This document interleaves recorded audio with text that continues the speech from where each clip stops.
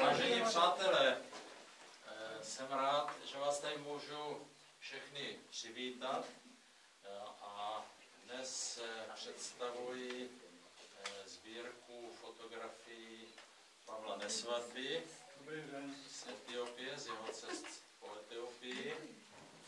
Scházíme se tady asi po čtvrt roce. Já jsem Pavla Nesvadbu potkal teprve nedávno, když jsem byl pozván na promítání fotek u Honzy Války a Pavel tam promítal Etiopii černobíle, což bylo pro mě jako docela zjevení.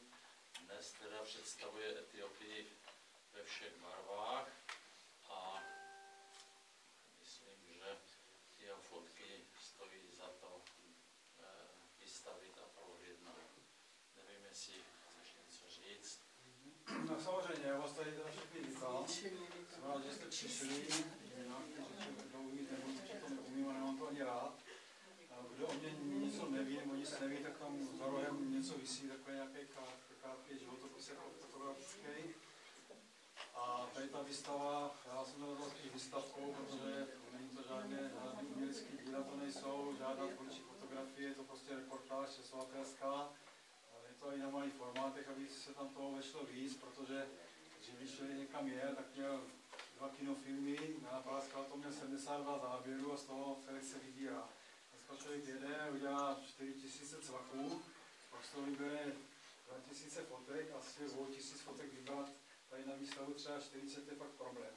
Tak jsem otravoval a prosil a různý kamarády a přátelé, aby mi pomohli vybrat, tak každý něco vybíral. Nakonec mě tady pan galerista, kterému za všechno tady děkuju, řekl jednu pravdu, říkal, že to tvoje výstava, tak si tam dej to, co uznáš za vhodný. A měl pravdu.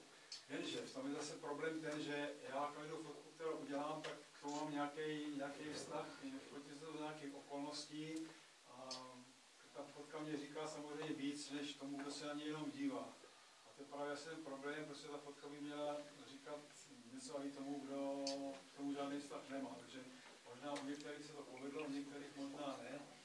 To musíte posoudit sami. Jak tady ještě pan Daniel řekl, tak už udělal nějaký černobílý, nejsou tam, nebyly tam úplně všechny, tak se nám schválně, když si to tiskl do barvy, dal nějaký jiný a udělal jsem v barvě, aby to bylo zase i pro ty, kteří už to viděli v černobíle, aby to pro ně byla trošku změna.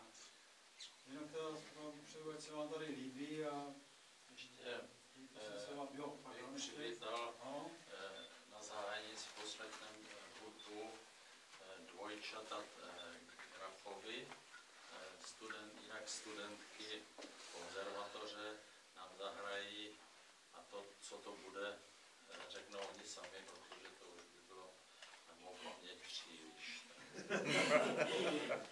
Tak zahrajeme vám od Jana Skladaného Invence pro dvoje housle 4 části a Edith Fasil od Bohuslava Martinů 2 části.